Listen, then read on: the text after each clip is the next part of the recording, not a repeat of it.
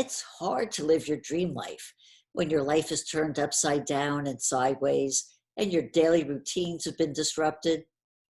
And that's for us lucky ones who have managed to avoid contracting the virus or suffer devastating financial losses as a result of the economic downturn. It's enough to make you want to keep under the covers and hide till it all goes away. But as you regular viewers know, there is another way to go. In truth, we have powers and resources within ourselves that we may not know we have, or may have forgotten when dealing with the new daily realities we face. As a result, there are positive lessons we can learn from these challenging times, and we're going to discuss them with my special guest, Allana Pratt.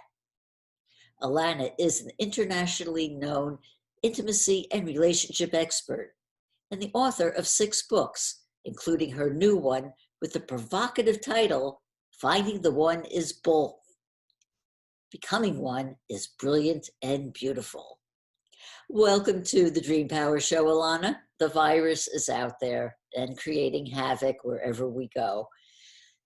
And look, as individuals, we can't do anything about it. I mean, I don't know about you. I'm not a doctor. I don't have a cure. I don't have any special treatments. I don't have any special advice for how to avoid it or anything except for doing what they all tell us to do, like wear masks and keep good hygiene and keep our social distance and all of those things that we all should be doing. So I can't cure it. But what I can do, and what we all can do, is change how we cope with it. So we're not living in fear. And in fact, if we're living in fear, we're not living much at all. So we have to find better ways to deal with it, right? So I know you've come up with some lessons for us, formula for navigating through this storm, including practices we can carry with us in our post-pandemic lives as well. So I know one of the things that you stress is the concept of control or the lack of it. Can you talk about that? Isn't it funny? I was on Jenny McCarthy's show and we were talking about how she's like, everybody says it's so uncertain right now. And I'm like, when has it not been uncertain, this life? And a lot of the work I do with intimacy and dating is people want to control the chance of being rejected, whether they are online dating, whether they're on a date, whether they're, in the bedroom, or even whether they've been in a relationship for 20 years. None of us enjoy rejection. And because we can't control as much as we want the other person, and now with COVID, we certainly know that we can't control life. What do? Well, you can freak out and react, become even more of a control freak, hide under the covers, decide, I'm not going to date anymore, or I'm not going to talk to my partner anymore. But of course, that's not going to work. So the other solution is, okay, if I'm going to respond, not react, given I am not able to control things and life is inherently uncertain, where am I going to find safety? The old model was looking for safety in our bank account, in the size of our butt. Look, see how sexy I am. I have a small butt, or what, maybe a big butt, whatever. Or I can look for my worth in my achievements and accomplishments, all of that safety and security outside in. And that's what makes us spin and grasp and hold on to and try to control. That's officially bankrupt. COVID has been a beautiful lesson in that. So what if we started looking for safety and security where we can have it? And I guess we could even use the word where we can control it. Maybe cultivate it is a better word, which is on the inside.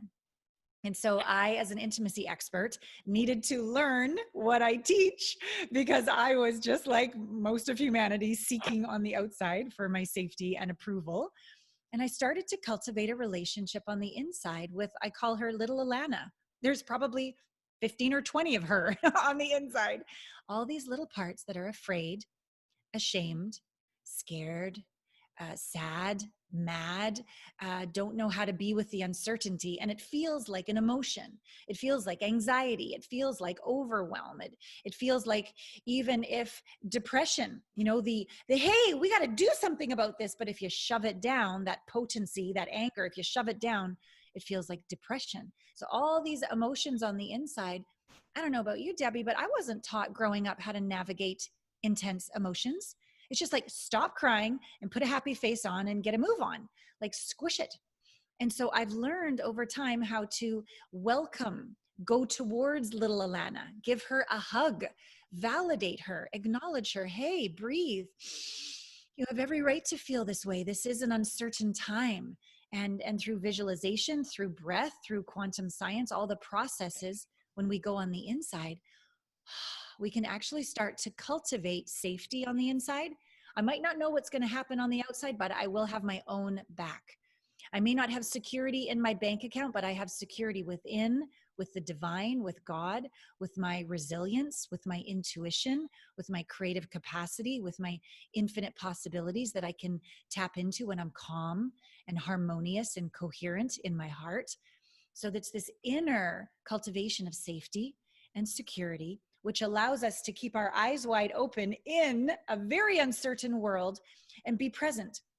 Make wise choices for ourselves that align with our truth, be compassionate to others, have patience, focus on gratitude. There's a lot of capacities that happen when we can be with uncertainty. And even after you practice, begin to dance with the mystery. So it doesn't need to be a scary thing every day. You can say, okay, I choose such and such.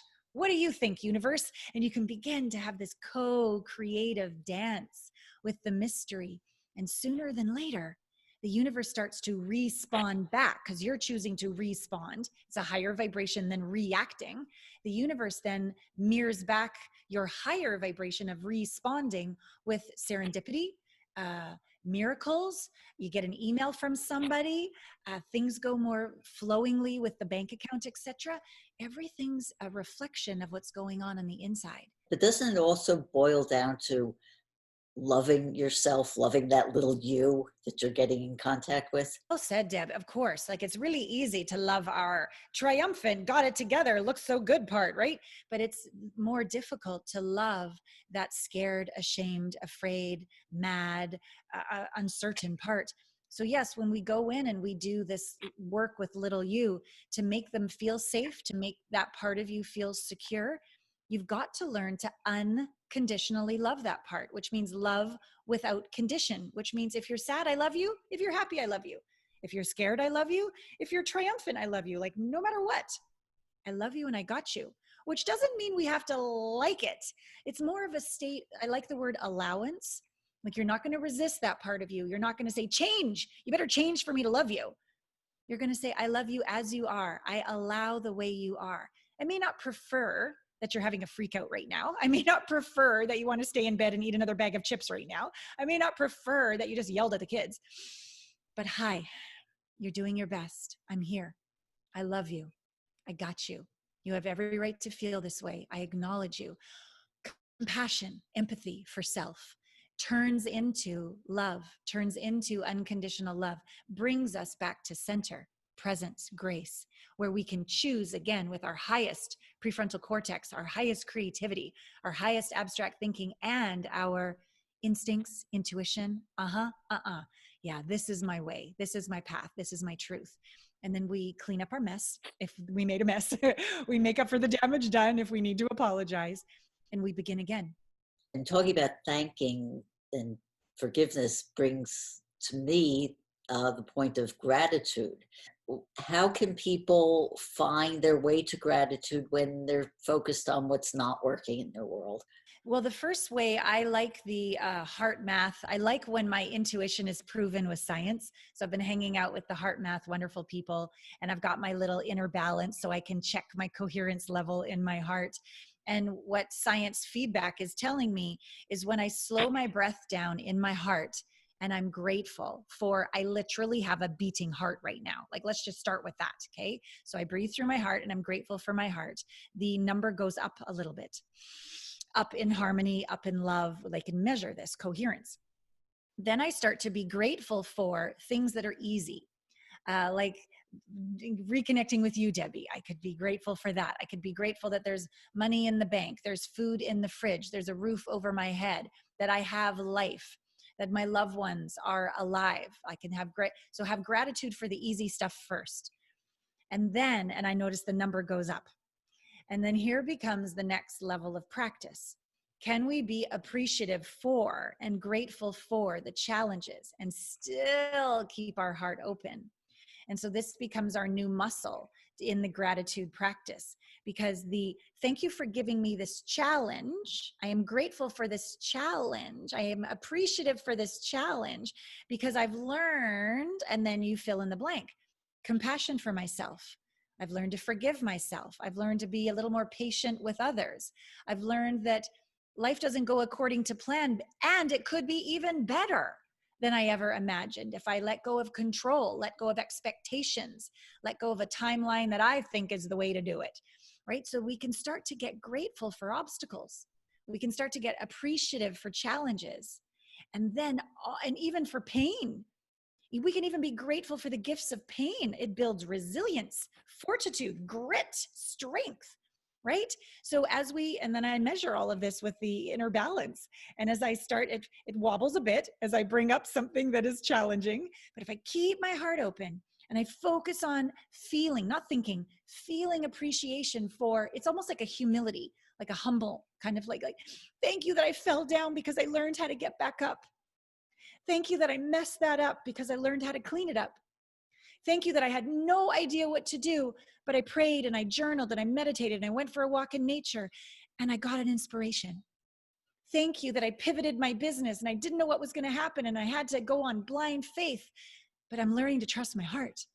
You see, if you can be grateful for all the challenges as well, then the number goes up even higher and you feel this gratitude. And the feedback loop is showing you that, again, gratitude is helping literally your immune system, your body run better.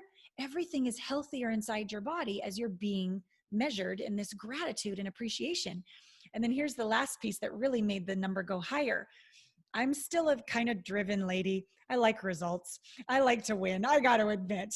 And what happened was when I got attached, I made it important, a little too significant that things would go a certain way, even as I was feeling appreciation, even as I was visioning the best possible outcome, even as I was being grateful for X, Y, and Z. If I was attached, if I made that very significant that it turned out my way, according to my timeline with my expectations, the number kind of hovered. But when I just said, oh, I'm just going to let this go, or better, I surrender, I let it go, this or better, I let go of all importance, I lower all significance, this is the best I got, universe, have at it with me, like a dance. The number went, it skyrocketed even higher. And so it's a practice. This gratitude is literally a measurable practice. Seems that we need to feel. It seems to me, well, if you're freaked out about what's going on, how does feeling help us? Especially if what we're feeling is negative. What I've been trained in is you actually feel that which you've been resisting for a very short period of time, noticing the image, thinking the thought, feeling the emotion, letting every body sensation be there for a short period of time, taken through a process will allow it to integrate into the next level. So maybe freak out is the first thing someone would feel. Then the next level might be, maybe there was some anger around that. They would feel the anger. Then the next level might be, actually, that really made me feel sad underneath it all. Then they'd feel the sadness. And then maybe the next thing would be, oh, that makes me hopeless. They'd feel the hopeless. Now, right there, that's so much caca. Most people won't even feel the first one and go straight for the glass of wine. But if you're willing to be held in these processes by me or one of my certified coaches, and we got you, and you keep feeling the emotions fully for short periods of time, all four elements every single time, all of a sudden you get to, oh, acceptance. Oh, the next one is calm. Oh, the next one is stillness, absolute stillness. And then the next one is, oh, inspiration. I have an idea. I see something I never saw before. Because you literally have aligned your brain, your body, the coherence in your heart with the field around you, with your own intuition and the best part of your brain. And all of a sudden, your wisdom itself. How can we find out more about you and your services? Oh, Debbie, thank you. My name is my website, allanapratt.com, and there is an intimacy blind spot assessment there. There's connection to my YouTube channel with over 5 million views. My podcast, Intimate Conversations, just interviewed John Gray yesterday for the second time. Lots of great conversations there and lots of resources for people to listen to and be loved. So We've been speaking with intimacy and relationship expert Allana Pratt.